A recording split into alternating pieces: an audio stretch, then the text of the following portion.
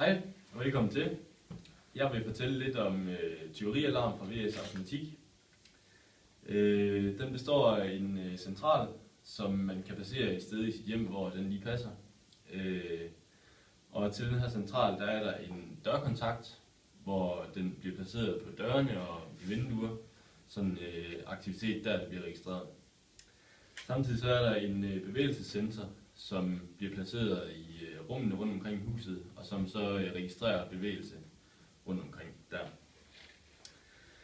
Samtidig så kan man også vælge at tilkøbe en røgalarm, som også bliver koblet på centralen her.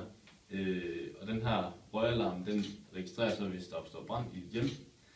Og hvis det sker, så sender den en besked via centralen her til en kontrolcentral, hvor man så på forhånd har opgivet en masse kontakter, som der skal ringes til, hvis alarmen går.